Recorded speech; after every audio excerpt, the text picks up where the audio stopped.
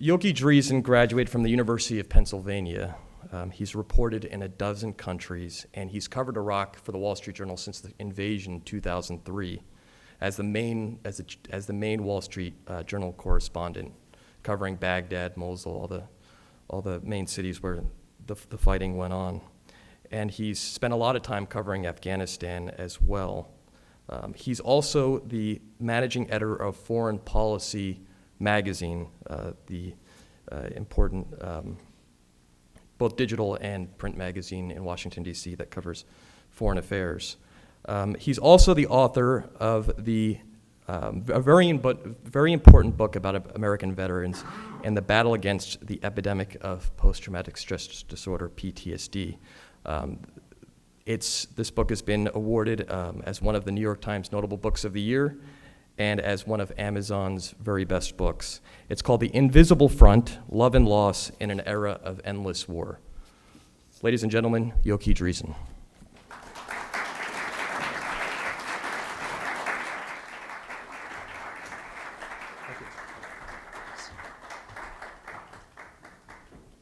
Hi, good evening. Thank you all for coming out. I appreciate it. When the kind invitation came about whether to leave gray, depressing Washington for beautiful, sunny California, it was a very easy, quick yes. But I appreciate you all coming out to listen a little bit about the book and about the topics that are in the book.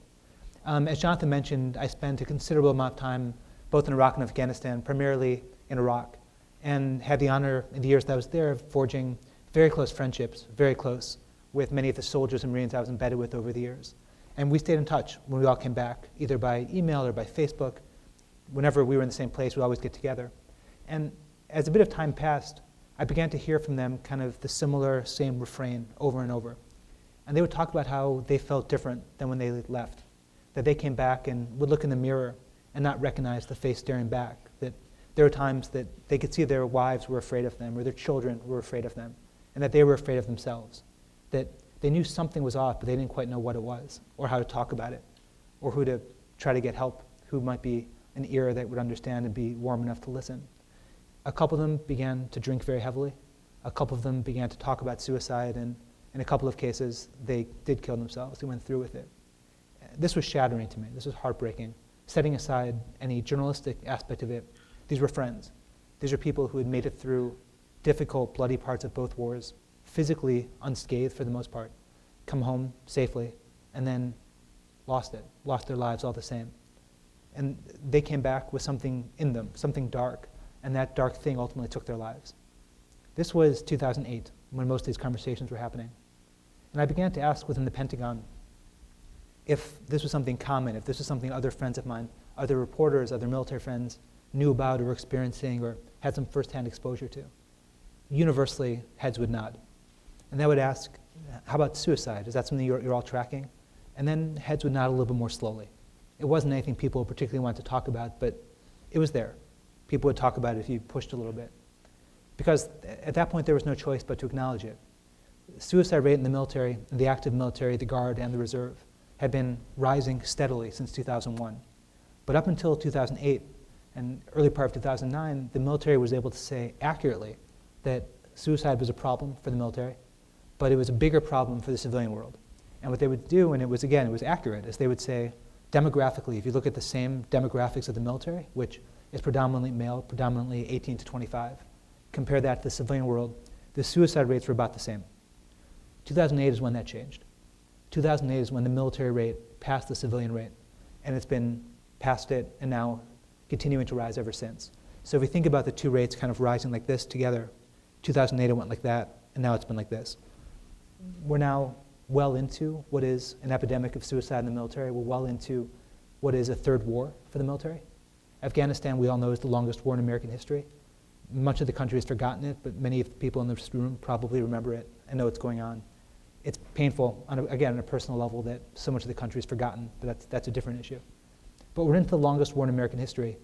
More troops have killed themselves than have died in Afghanistan by a very wide margin. You're talking right now about 3,600 Americans who've taken their own lives since the two wars started. So it's more than Afghanistan, and it's less than Iraq, but it's rising, rising, rising, rising. And again, each one of these, as we all know, leaves a shattered family, It leaves friends who don't quite recover. Each one, it's like a stone kind of hitting the water, and it ricochets and sends waves going in every direction. And those waves are humans. There are other people who love that person, whose lives are not the same. And the more that I was in the Pentagon and the world of the Pentagon asking about this, I would say, so direct me. Tell me about someone who's doing something interesting, someone trying to fight this. And I kept hearing the same name over and over and over again. And that name was Mark Graham, General Mark Graham. And people would tell me the story of General Graham, and when I would first hear it, I would kind of shake my head and think it couldn't possibly be true. And they would say this was a general, an army general, who had 2 sons, both of whom wanted to be in the military. One was in ROTC. One killed himself, and then 9 months later, the other son died in Iraq. And I couldn't believe that was possibly true. 1, I figured I would have heard about it. 2, it's rare to meet a general who's lost 1 son, let alone 2. 3, I wasn't a parent yet, but I couldn't conceive of how a parent would get out of bed after losing 1 child, let alone losing 2. And then 4, how you could lose 2 children and stay in the military. How you could think the military may have caused the deaths of one or the other and still serve and still feel like you wanted to find some reason to stay in. And so I flew to Colorado to meet General Graham, to meet him and his wife, Carol. And I walked into his house, and he's a commanding general of a base, so it's a big, fancy, beautiful house. Usually those big, fancy, beautiful houses have staff to introduce you, and it's very formal, and it's very, we know how generals live.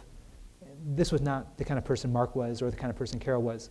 I knocked on the door. Carol came, gave me a giant hug, even though we hadn't met yet. We sat down in their living room where they had his military accommodations, but photos primarily of their 3 children and of the 2 boys who by this point were lost, of this family that was once kind of a Norman Rockwell family, but was now broken. And they began to talk and to tell me their story. By this point, I had spent years seeing horrible things. And I thought of myself as being kind of hardened by the places I'd been, by the things I'd seen, by the friends I'd lost. But they would tell me their story, and I would say, excuse me, I have to use the bathroom, and run to the bathroom, splash water on my face so I wouldn't appear like I was crying, go back out, do it again. I think they were wondering why this reporter had to use the bathroom every 10 minutes, but it just, it was a lot to listen to. But they told me about their family. And their family really was a Norman Rockwell painting when they first started their lives. Mark and Carol fell in love in college. Mark thought he'd do 4 years in the military, and then he'd do something else. He'd be a lawyer, he'd do something beyond the military. Instead, he ultimately served for 34 years. He just retired a year and a half ago. Carol was a majorette, so she looked kind of like a cheerleader. I don't mean that remotely pejoratively. She was kind and funny, the kind of person who just immediately makes you feel at ease. I mean, she hugs strangers, as she did with me. She has that kind of warmth, and she sort of pulls you towards her. Meeting her, you would never guess she'd had tragedy in her life, let alone this kind of tragedy, let alone twice. And they had 3 children. Jeff, who was the oldest, looked just like his father and sounded just like his father if you listen to recordings. He never wanted to be anything but a soldier, and he never wanted to do anything but go to war. To him, serving was the highest possible honor. Serving at a time of war was the highest possible honor. Taking people to war and bringing them back. To him, nothing else compared. He would go to sleep in camouflage pajamas. He would sleep in a camouflage sleeping bag. This was the way he lived. He was also the one who was kind of cheerfully disrespectful. So when his parents would say, wake up at 7 so you can make your bed before you go to school, instead, he would go to sleep in his clothes for the next day, in the sleeping bag, wake up, roll up the sleeping bag, he's already dressed, and whoomp, he saves himself an hour. As he got older in college, Jeff was the one that the women flocked to. Jeff was the one who was the life of any party. Jeff could drink and really hold his alcohol. He was the one who once, during the NCAA tournament, he was a college basketball fanatic, painted on the wall of his apartment wall a life-size NCAA bracket, which his landlords didn't like, but his roommates thought was hysterically funny. Kevin was the middle child. Kevin was physically, he was the tallest and the biggest of the 3. And he was the one that was always the most sensitive, always the smartest. They were living in Germany, he picked up German fluently. They lived for a while in Korea, he picked up Korean fairly fluently. He was the one who aced every test he ever took. And he wanted to follow his parents into the military, but he didn't have Jeff's love for it. He wasn't drawn to it in the same way. He wanted to be a doctor. He wanted to be maybe a philosopher. His friends would always wonder if he was trying to live his parents' dream for him rather than his dream for himself. They didn't see him like Jeff. He wasn't somebody for whom the military was everything. But like his brother, he decided to join. So his brother went to University of Kentucky, to the ROTC program. Kevin followed him. And then there was her sister, Melanie, the baby sister. The 2 of them would torment her to no end. They'd put her inside closets and lock it. They'd put her in a laundry basket at the top of the stairs and push it so she could sled her way down. But if anyone else tried to do the same, if anyone touched her when they were playing football or tripped her playing soccer, then there was hell to pay. Many of you, I could tell from looking out in the room, are military. So all of you know the life of a military family. You have friends at one place, and then they uproot you and send you someplace else. And then your friends there, and they uproot you and send you to another place. So for the Grahams, for the Graham children, they were each other's best friends. And they had a world they lived in. They created this bubble of love between the parents to the kids to each other. And that's how they went from base to base, from Fort Sill to Germany, from Germany to Korea, from Korea back to Germany, from Germany back to the United States, base after base after base after base. So flash forward a few years. They're close enough, these three siblings, that they're living together in college. I can't fathom wanting to have my sister or brother in the room next to me in college. But they were living together. That's how close they were. Jeff had been a year older. He had been a rock star within ROTC.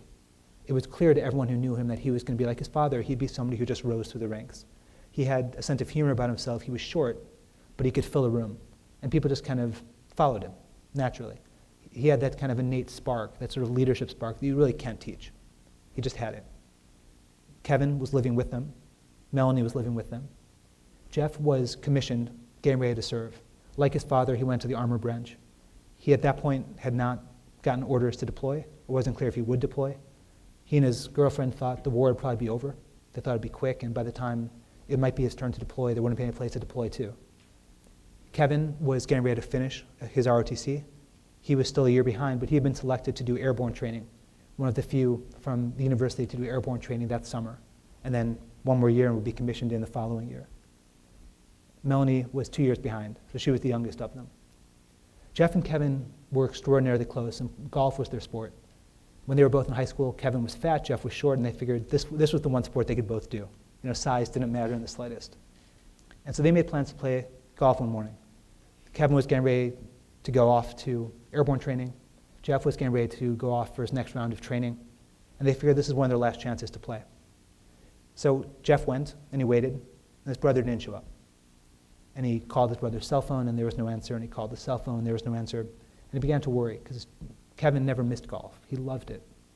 So he called home. He called Melanie. I said, hey, could you go check in on your brother? I haven't seen him. I haven't heard from him. So Melanie walked to Kevin's door, which was closed. Usually his door was always open, but it was closed. She knocked once, and no answer. She knocked twice, and there was no answer. And she knocked a third time, and there was no answer. She opened the door, and she saw her brother hanging from the ceiling fan. And at first, for a split second, she thought, this is just some sick prank. This is just some horribly, horrible joke they thought would be funny, and it really isn't. And then that second passed, and the horror set in, and then she just started to scream. They tried to cut Kevin down. They thought maybe he might still be alive. He wasn't. He'd killed himself. The Grahams were shattered. They were absolutely shattered. Mark and Carol thought if we had not hinted to Kevin that he should join the military, he'd still be alive. That he was following our dream for him, not his own. And that if only we had been better parents, different parents, if we'd seen the clues, he'd still be alive. They found out after that he had been diagnosed with depression, was taking Prozac, but figured correctly that if the military, during the ROTC program that summer, if they discovered he was taking medication, that they'd kick him out. And he was right. At that point, they would have. So he stopped taking it, cold turkey, didn't tell anybody. He hadn't told anybody in his family that he was prescribed Prozac. He didn't tell anybody in his family he'd stopped taking Prozac. And when you take yourself off of medication, especially if you do it cold turkey, you start to go down. So if you think of him, he was spiraling, and suddenly the descent accelerated really rapidly. Afterwards, after his death, they found in his room a to-do list, and most of it was the kind of things anybody would have on a to-do list. Pick up laundry, buy new milk, and the last item on it was take toaster oven into bathtub. But they didn't see it, and to their dying day, they'll blame themselves that they missed these clues, that he was good enough at hiding them when they were bad enough at seeing them. And if they had been better, if only they had been better, he'd still be alive. So now Jeff had a choice, whether to deploy. He didn't need to. Mark said to him, I can make one phone call. You can stay back. You've lost a brother. You don't have to go. Jeff said to his dad, but Dad, my men need me. And his dad looked at him and didn't say this, but what he was thinking was, you don't have any men. You've never had a unit. You don't have a unit now. But Jeff wanted it. It was his dream. And Mark felt, how could I get in the way of my son's dream? This is the life he's chosen. This is the life he wants. How could I stop it? So Jeff deployed.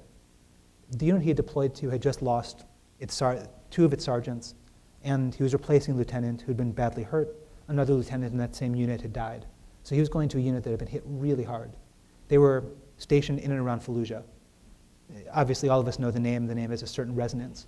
It had a resonance then, has a resonance now, unfortunately, yet again. Randomly, I had been embedded, not with that unit, but with a unit in the exact same spot. So the place where he had been living and fighting, that base, I had spent quite a bit of time on. But Jeff flew out there as a replacement lieutenant to a unit that had already been hit hard, was already kind of hardened.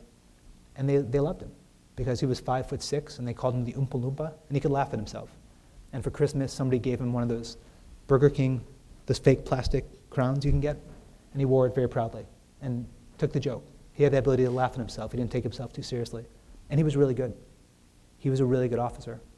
And in a place like that, for a unit like that, in a place like that, they pick it up quickly, right? If you're up to the job, they notice, and if you're not up to the job, they also notice. And he was up to the job.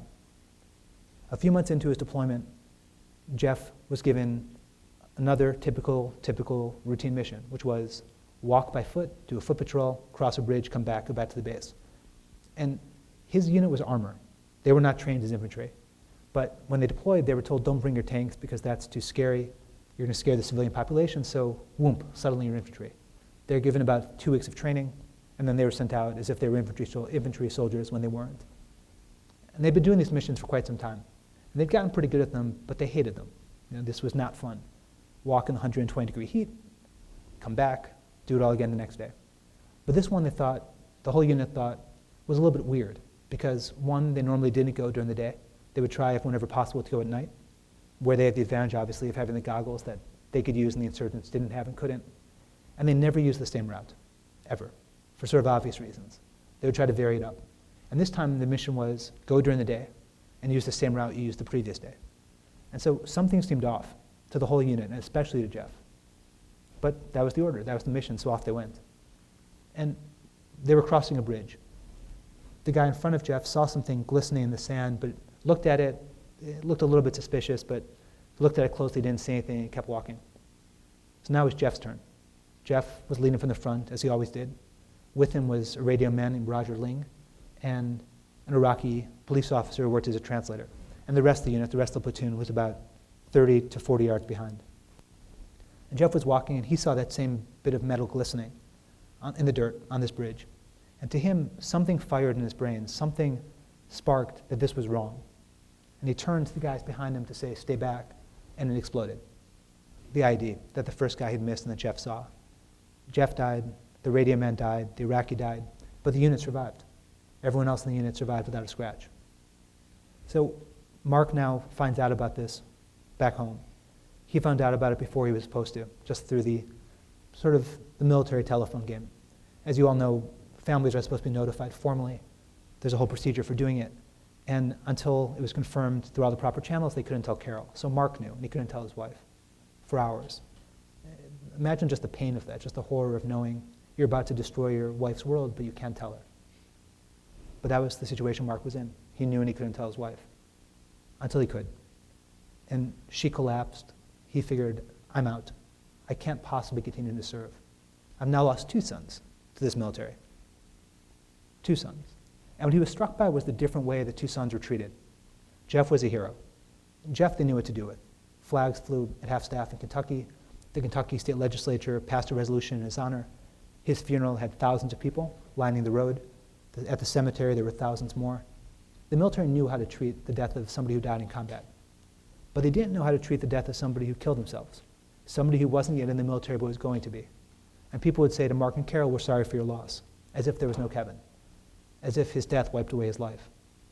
And so for them, they would hear from strangers, sorry for your loss. They would have family members say to them, your son has sinned when he killed himself, so he shouldn't get a Christian burial, he shouldn't be buried in a Christian cemetery. And they would just be barraged by this feeling of guilt and shame about Kevin, people trying to make them feel like they had failed, like Kevin had failed. And to them, this was absurd. They loved one son just like they loved the other. They'd mourn one son just like they'd mourn the other. So the idea that they should mourn one differently or pretend he didn't exist in the first place struck them as an obscenity. And so they gave Kevin the same burial. They tried to give him the same honors. They gave him the service in the same church. But that would stick with them. They would always remember the different ways that their 2 sons were treated. Mark had filled out retirement papers. He figured, I can't serve anymore. Carol said to him the night before we turned them in, this is your choice. If you retire now, this is the end of our story. If you don't retire, then this is a chapter in our story. And that always stuck with me, that phrase. Not just because it's literally a chapter in the book, but because it's a very powerful way of thinking. There's a lot of compassion built into that kind of statement, a lot of intelligence. And Mark decided to stay in.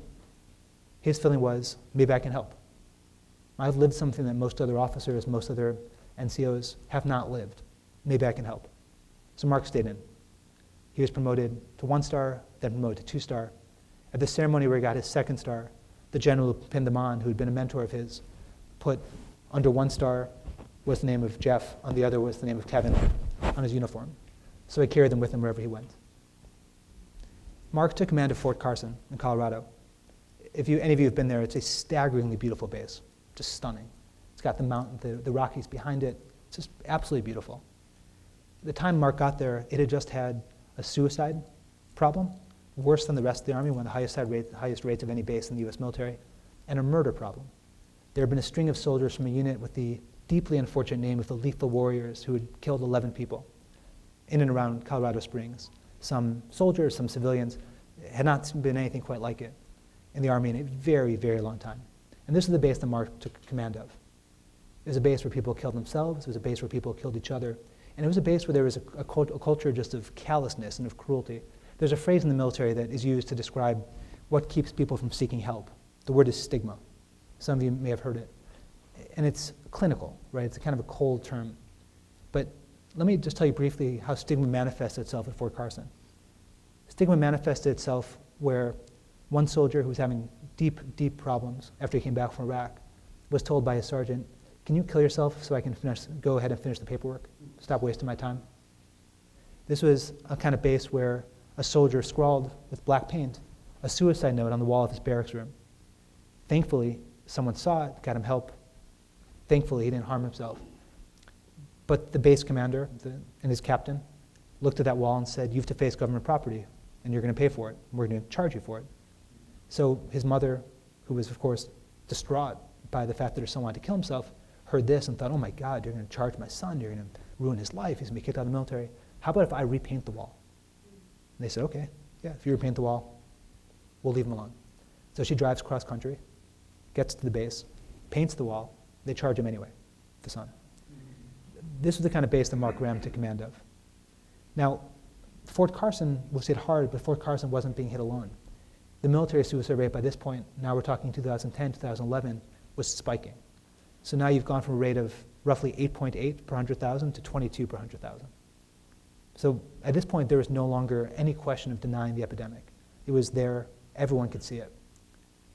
Mark had an interesting attitude when he was at Fort Carson, and his attitude was, the bureaucracy is not working, the system is not working, so if there are ideas for things that might help, unless they seem like they're going to cause harm, let's try it all. Let's turn Fort Carson into a lab, and we'll see what works. That's what drew me to him. That's why I had been told about Mark Graham. I was told, go to Fort Carson because you could see a laboratory in real time. You could see what a guy's trying to do that's different. When Mark got to Fort Carson, the first thing he did was summon in all the officers and NCOs of the base and tell them about his own story and start to cry. And no one in the room had ever seen that before, seen a general cry. I mean, imagine, it's jarring. And someone thought, oh, this guy's a coward, he's soft. This isn't the guy who should be in command of a base at wartime, this guy who gets up on a stage and cries.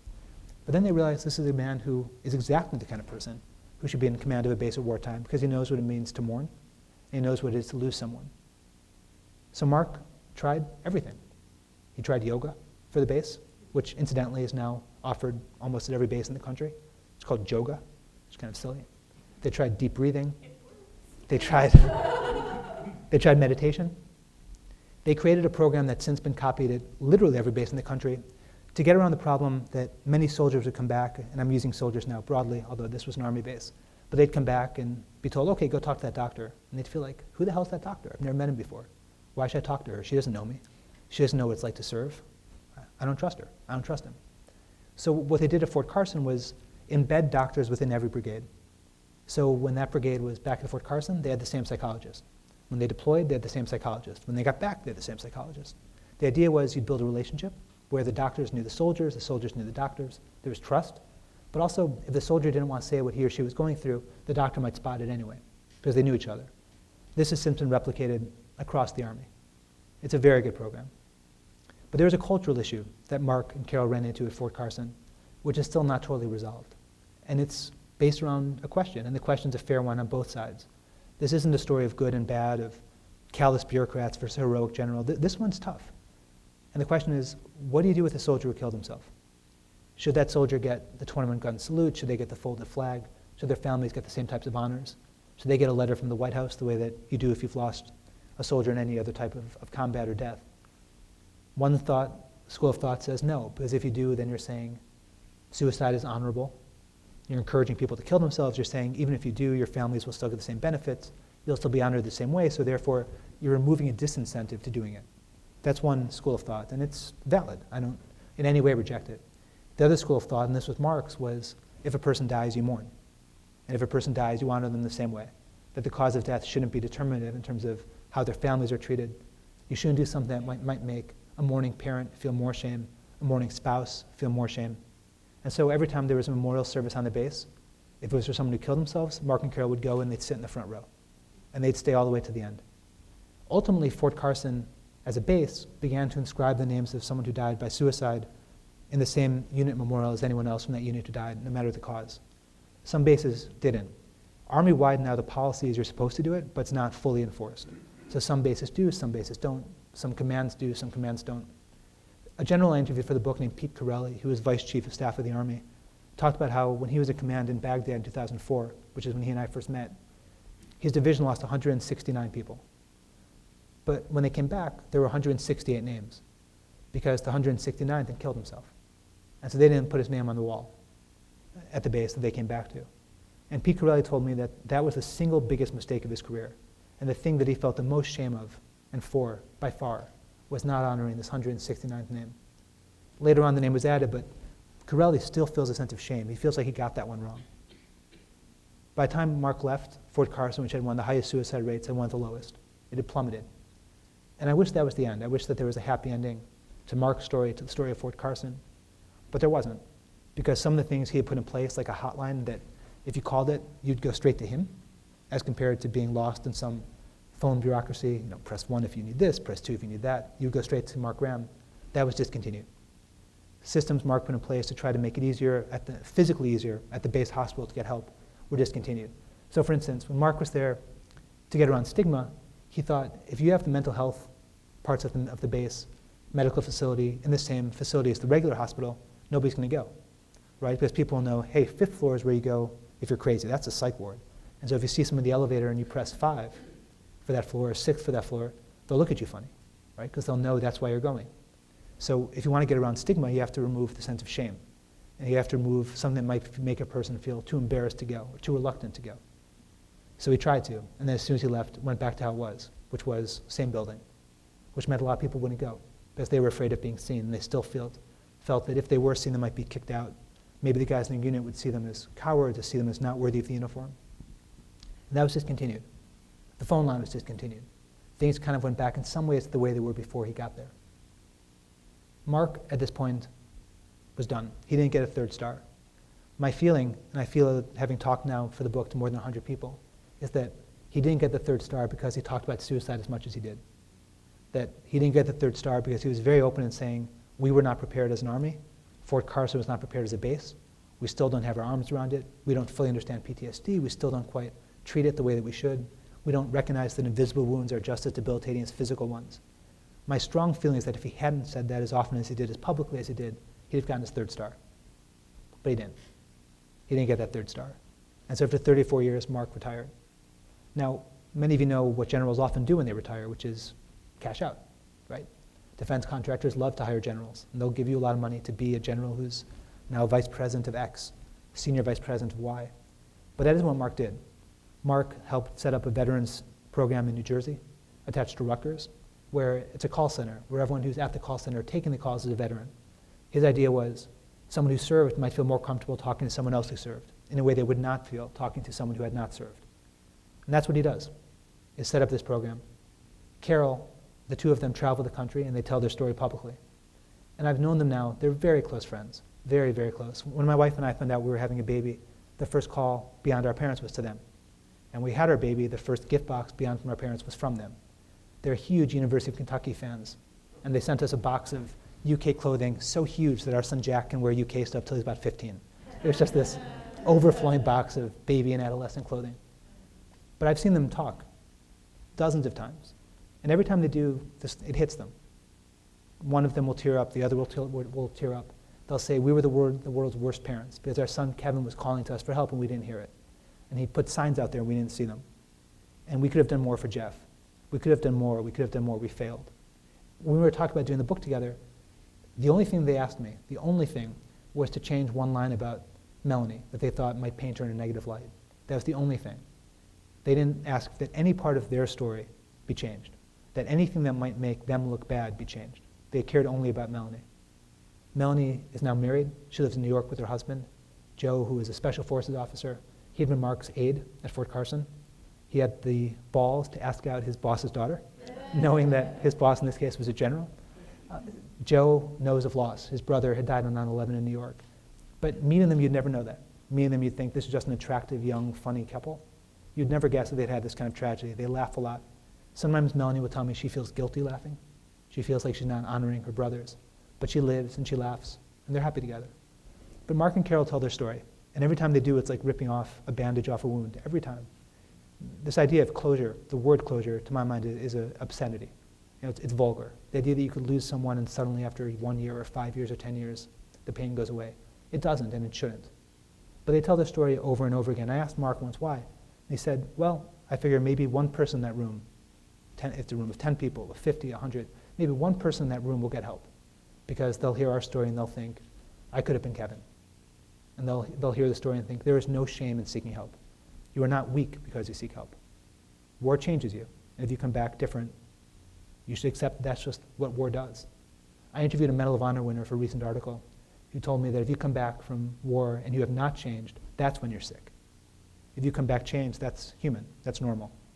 You should come back different. But if you come back the same, there's something very wrong with you. Mark would say the same thing.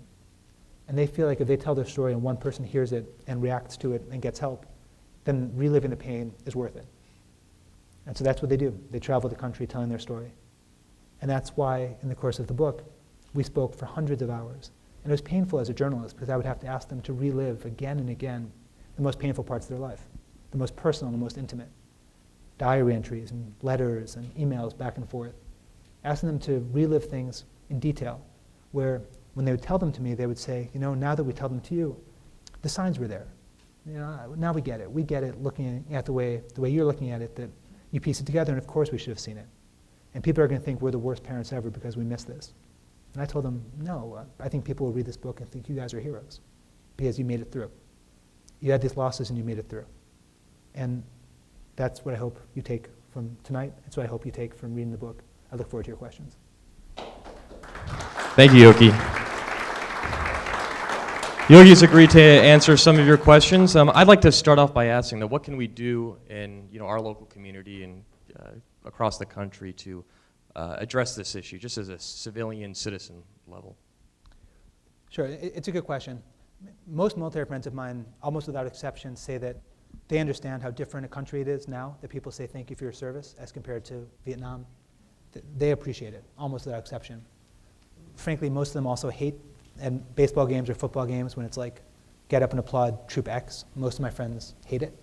But they know that we're a different country, and they're appreciative of that. That said, there's more to do than to say thank you for your service, right? One way to do is just have a conversation. Ask someone how they're doing. They may not want to talk about it, and respect that. But try to forge a relationship if you know someone who served that goes beyond the kind of thank you piece. That goes to the, how are you? That goes to the, what are you doing today? What are you doing tonight? You may have a friend who served, and keep a close eye on them, because it may be that they're struggling with something they don't want to talk about, but maybe as a friend, if you see it, you could help guide them to a conversation where they feel comfortable talking about it. And there are groups that exist to help. There are two that I do a lot of work with, both charities that I recommend very strongly. One is called Give an Hour. Give an Hour is an amazing organization. It's a nonprofit. It was set up by a woman who looked at a real problem, which is that there are not nearly enough mental health professionals within the VA, not remotely. So you could have waiting lists. We all know about VA waiting lists for other things, but for mental health, it's particularly bad.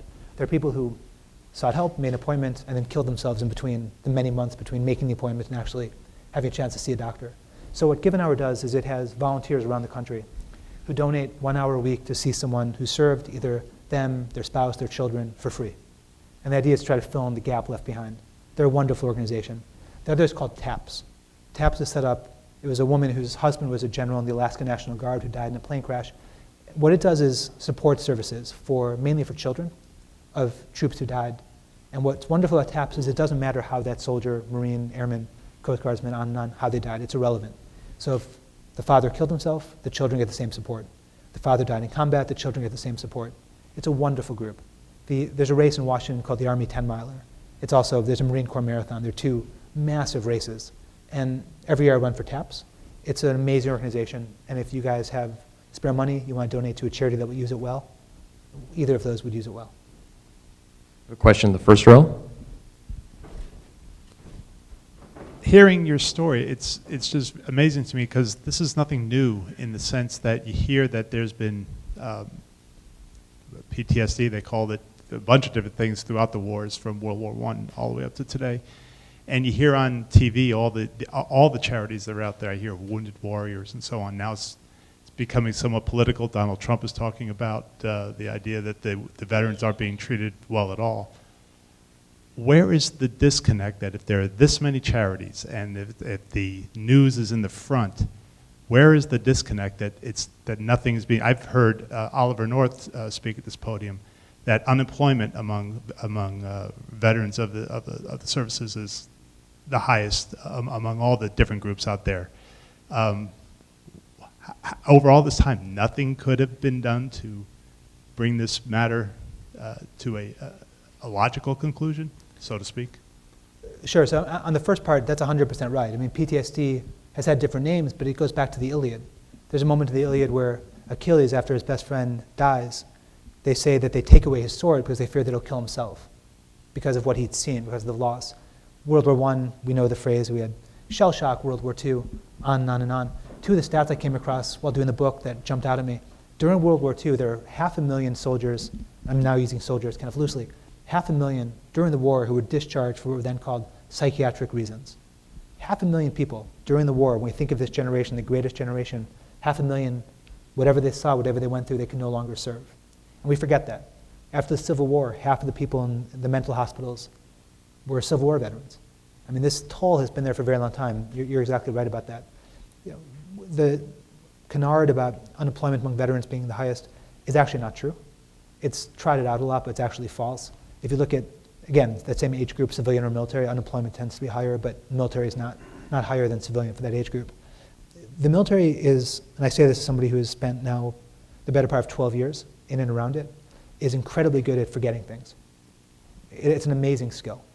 So the military will learn something, get very good at it, then forget about it, learn it again, get really good at it, forget about it, and on and on and on. With PTSD, I think there's another issue. Everyone, I think, has in the back of their mind the kind of deer hunter, right? So post-Vietnam, there was the PTSD model of the crazy veteran, you know, the unhinged veteran. That was kind of the pop culture view of veterans, that they were going to go nuts. Whether it's the deer hunter as a movie, but that was the kind of feeling that any veteran came back as like a ticking time bomb. And now the kind of culture has gone the other extreme, right? Now military service in movies and TV shows, it's venerated almost unquestionably, where PTSD, if it appears in the movies at all, is something to sympathize with, to sort of, you know, but it's kind of left for the most part undiscussed. I think it's because the culture went from one extreme to the other. And the reality is that PTSD, like anything else, exists in a gray area. There's some cases much more severe, some a bit less severe, some treatable, some less so. I think the culture has just overcompensated in the one direction, and the same way the military has. Another question in the second row. Thank you so much for coming. How do they diagnose a PTSD patient, and what treatment do they recommend for PTSD? It's a very good question. So for a long time, PTSD was kind of mocked as like this fake thing, right? That a soldier who claimed to have the symptoms of PTSD was told, you don't want to deploy again because you're a coward, you're weak.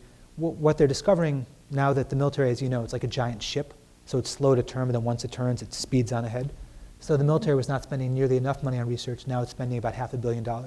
The civilian world has never had the kind of money to research this that it now has because of the military. And what the research is showing is that the brain of somebody with PTSD, if you do an MRI of the brain, is different than the brain of somebody without it. That there's actual physical change in the brain caused by PTSD so you can no longer argue it's real or it's fake. You can now see on the MRI scan that a brain of somebody with PTSD is different than the brain of somebody without it. So you can spot it and diagnose it in a way that you couldn't have a few years ago. The treatment is hard because the symptoms are hard, right? So there's one school of thought that says have a person relive it again and again, either by talking about it or writing about it or doing a video game simulation, which is used now, that if you see the thing on screen again and again, eventually you get past it. The efficacy of that's not proven. Frankly, the way that's being treated most commonly is medication. Some of that I think is very well deserved because it works. I came back, I was diagnosed with PTSD that was severe. I took medication and I think it saved my life. Some of it's the VA has no real resource to treat you other than to say, here's this piece of paper, go have some Xanax. I hope that helps. If not, tough.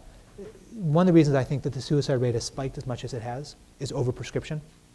It's, we talk about drug use. It's often drug use is like, well, it's soldiers coming back and I'm smoking weed or taking meth or something else. But the drug problem in the military, to my mind, is the prescription problem, not the illegal problem. It's guys get a prescription for Xanax, they deploy, then they start trading them with other soldiers at the same base. I was at base one in eastern Afghanistan. It was 50 soldiers. When I got there, the 2 officers of the base and the top NCO had all been killed. So I'd never in my life been to a base quite like this. The military in its brilliance had put the base here, and the Taliban had the mountains. So they would just shell it. It was like World War I, where you'd put on, to go anywhere, you'd put on all your armor and kind of run from place to place, hope nothing hit you. It was insane. When I got there, the guys, I jumped off the helicopter, couldn't land, so it hovered, and I jumped off. And they said, do you know where the hell you are? It's like, yes, I came for this purpose, to see what this was like. But while I was there was an officer who came from the public health service. And he surveyed the base, the 50 guys at the base, about how many of them were taking medication, what they were taking. So of the 50, all 50 were taking. And of the dosages, they were incredible. So let's say with Xanax, you're supposed to take a maximum of 3 tablets a day. They were taking 6. So for Ambien, you're supposed to take 2 a night. They were taking 8. So these guys were just medicating themselves in a way that the medication is never meant to be used. And then what he was concerned about, this guy from the public health service, accurately is what happens when they come back, right? So when they come back, one of 2 things happens. Either they have to cut back to a normal dosage, which can cause huge problems if your body is used to taking in the 8 a day and you go back to 2 a day, or they go off it completely. And again, as we all know, cutting off a medication, cold turkey, as with Kevin, can be catastrophic. And so that was the fear. And I think as a country, we need to be aware that the prescription problem within the military is much worse than the drug problem that we think of as drugs. It's much worse than the illegal problem. We have a question in the back row. Yeah, this is kind of related to what you just said. Kevin, who hung himself, you said that he had been on Prozac, and then all of a sudden he stopped using it and he really went downhill. What was the reason why he decided to go off Prozac altogether, go cold turkey?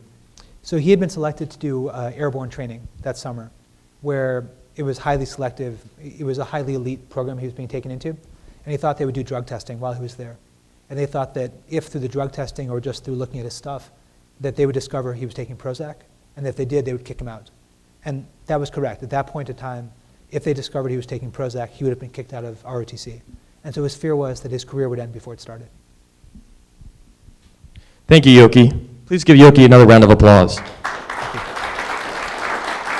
Thank you.